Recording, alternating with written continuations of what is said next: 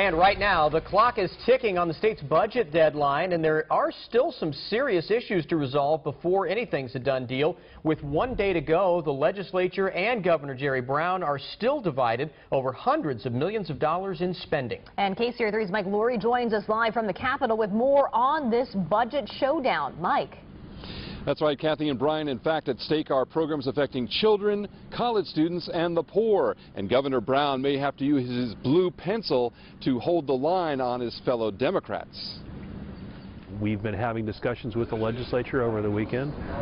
They've been productive. They've been positive. Negotiations are ongoing between the governor and key Democrats in the legislature who want to spend about $1 billion above Jerry Brown's budget. We need to make sure that people who have access to Medi-Cal have a chance to actually go and see a doctor.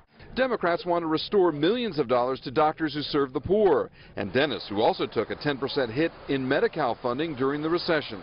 But this is a great class. There's also a push to supply more money for California college kids at the University of California and Cal State University campuses. Child care and preschool kids could also benefit under the Democrats' plan. But Brown is not likely to sign a budget plan with excessive spending, according to former KCRA3 political reporter Steve Swat. He has signaled many times that he doesn't want to do that, but if he does, the potential problem is that if it looks like the legislature and the governor are overreaching on budget issues, then that can come back to haunt them down the road. But the governor and the legislature don't even agree on how much extra cash California really has. The main difference is the legislature assumes a higher level of revenues because they assume more money from capital gains from the stock market. We don't think that that's a prudent revenue forecast to build a budget off of.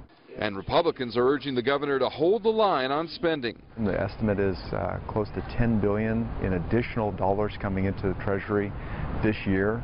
And if anything, we ought to be looking at a potential refund to taxpayers.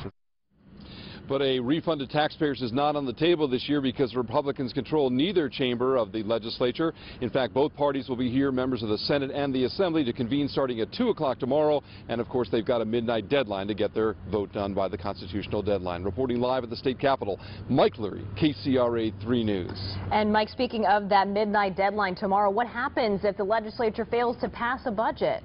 Well, they've got a big incentive to do so because if not, they run the risk of losing their paychecks. If they don't get it done on time, chances are they will.